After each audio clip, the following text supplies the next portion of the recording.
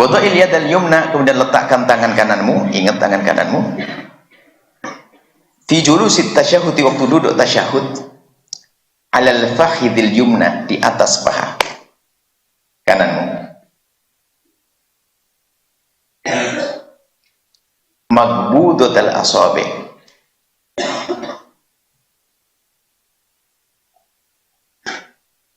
dengan menggenggam jemari, illa al-musabbihata, kecuali jemari telunjuk, wal ibham. Ini menurut cara yang diajari Imam Ghazali, biarpun di sana ada pendapat yang mengatakan lain. Imam Ghazali mengatakan dari duduk mulai sudah begini. Cuman bedanya telunjuk ini merunduk, belum diberdirikan. Watursiluhuma, dirundukkan ke bawah. Wa asyir, kemudian kita berikan isyarat, baru diangkat begini. Bimusabbihati yumnak, dengan telunjuk kanan, inda qaulika, di saat mengucapkan illallah. Jadi baru begini. At-tahiyatul mubarakatus salawatut thayyibatu lillah. Assalamu alayka ayyuhan nabiyyu wa rahmatullahi wa barakatuh. Assalamu alayna wa ala ibadillahi sholihin. Ashhadu an la ilaha illallah wa asyhadu anna muhammadar rasulullah. Jadi diangkatnya waktu baca illallah, diangkat.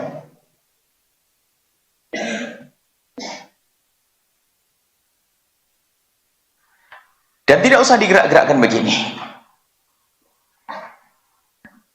Dalam mazhab Syafi'i tidak digerak-gerakkan.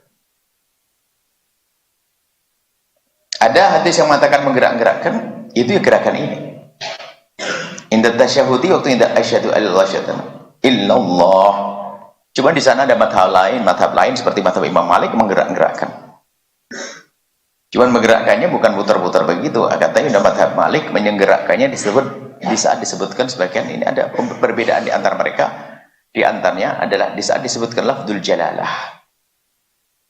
Jadi kalau disebut nama Allah, asyhadu an la ilaha illallah, asyhadu Muhammadar Rasulullah, Allahumma shalli ala sayyidina Muhammad. Allah setiap ada Allahnya begini. Di saat ada riwayat lain kalau menyebut nama Allah isyarat dengan jemari. Satu aja, tidak dua. Asyhadu an la ilaha illallah, Muhammadar Rasulullah. Di sini juga begitu. Mata balik, jadi asyhadu an la ilaha illallah wa asyhadu anna Muhammadar Rasulullah, Allahumma shalli ala sayyidina Muhammad. Ini madhab Malik. Kalau kamu buat tempat Malik, tidak usah begini-begini kamu.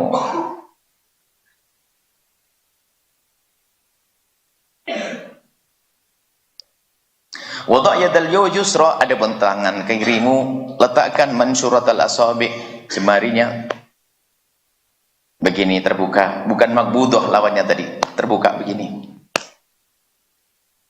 Ala fakhidil yusra, di paha, di atas paha kiri. Jelaskan cara takbiratul ihram waktu mengangkat jari tasyahud akhir menurut 4 mazhab.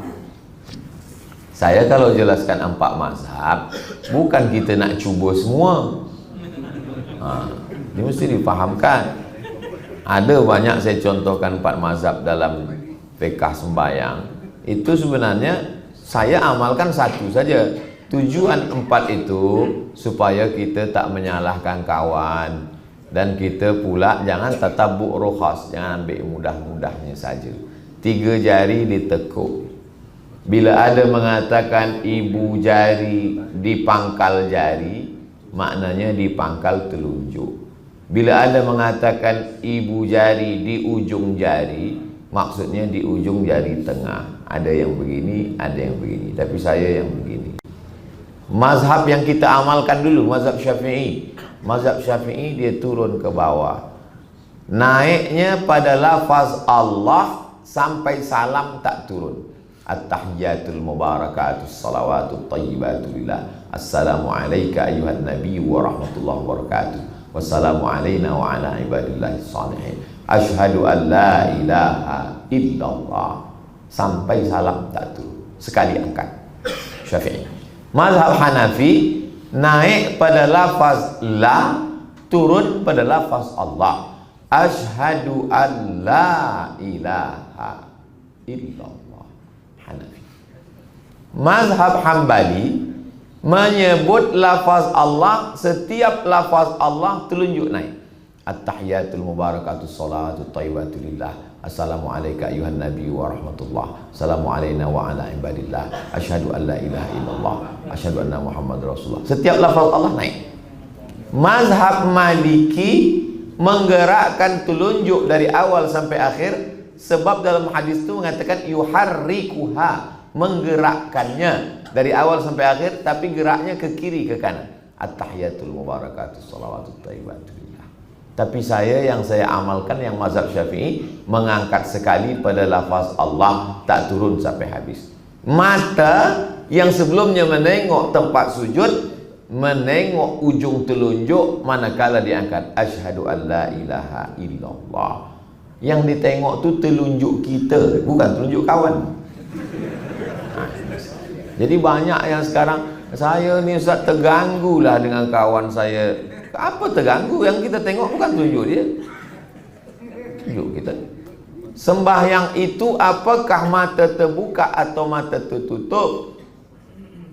Ketika Nabi sedang jadi imam, waktu Nabi sedang jadi imam, tiba-tiba Nabi membuka selipar dia, kasut buka. Semua sahabat yang ada di belakang ikut membuka kasut selipar. Selepas sembahyang, Assalamualaikum warahmatullah, Nabi tengok banyak selipar kasut. Apa ni? Nabi tanya, kenapa kamu buka selipar kamu? Kata sahabat, tadi kami sembahyang, kami tengok engkau buka selipar, kami buka pula. Kata Nabi, masa aku sembahyang tadi, Jibril turun bagi tahu ada najis, maka aku lepas. Apa makna di situ? Banyak makna. Makna pertama, bahawa sahabat tiada berpikir apapun, sami'na wa ata'na. Apa dibuat Nabi terus. Tapi ada makna lain. Apa makna lain? Bahawa sahabat matanya terbuka. Kalau mata tertutup, mana dia tahu? Uqtulul aswadaini fi salah. Bunuhlah dua yang hitam walaupun engkau sedang sembahyang. Apa dua yang hitam itu? As-su'ban wal aqrab. Su'ban ula, aqrab kala. Macam mana kita tahu ada ula dan kala kalau mata tertutup? Tapi menutup mata tidak haram. Memang sekarang ni kita kadang beberapa tempat mesti menutup mata. Sebab pemuda belia sekarang sembahyang bukan dia. Maka kita elok pakai baju putih, tak bercorak. Jangan pakai baju bertulis macam-macam. Gambar rock and roll, mata menengok, maka setengah. Nah ini pada saat tasyahud, mata pada lafaz Allah menengok. Itulah tentang tasyahud menurut 4 mazhab yang saya tahu. Wallahu a'lam. Ada lagi satu soalan? Ada lagi yang ingin mengajukan soalan? Ya, silakan. Ada satu soalan. Ada lagi? Waalaikumsalam warahmatullahi wabarakatuh.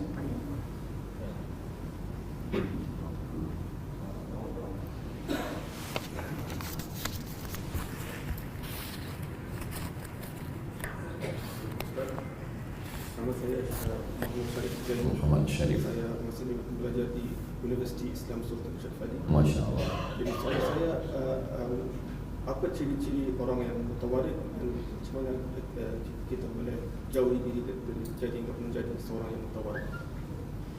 Baik.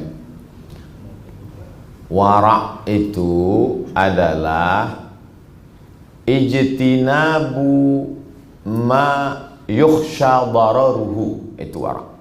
Kalau zuhud, ijtinabu ma la naf'a fih.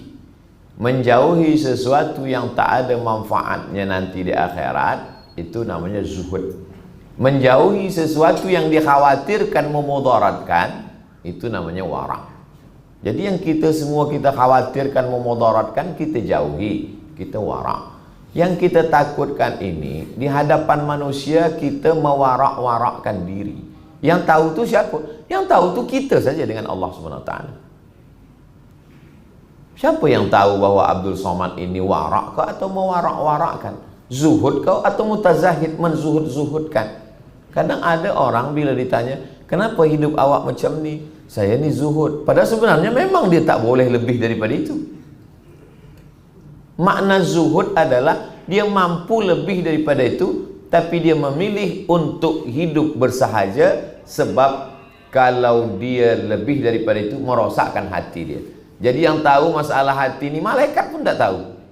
Idza hamma ahadukum bihasanatin, sesiapa yang ingin berbuat baik, maka malaikat catatlah untuk dia satu.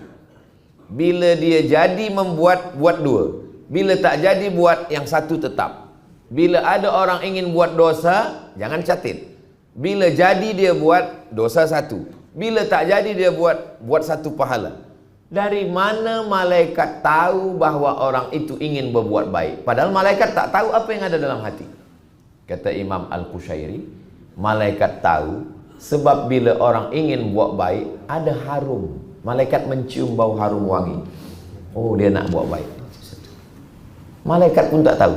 Karena Allah sayang pada kita, dia tak tunjukkan apa yang ada. Kalaulah satu buat salah, tumbuk satu taik lalat, mungkin muka kita ni dah taik lalat semua isi. Kalaulah jamaah ni tahu apa yang ada dalam hati Abdul Somad, hasad, dengki, takbur, busuk hati. Engkau mulia Abdul Somad bukan kerana engkau mulia, tapi karena Allah menutup aibmu daripada manusia. Maka jangan sekata diri kita suci bersih. Maka kita selalu mengatakan Subhanallah, yang suci itu Allah. Makanya kalimah yang ringan di lisan, khafifatani alal lisan, thaqilatani fil mizan, habibatani ilar rahman, Subhanallah wa bihamdi.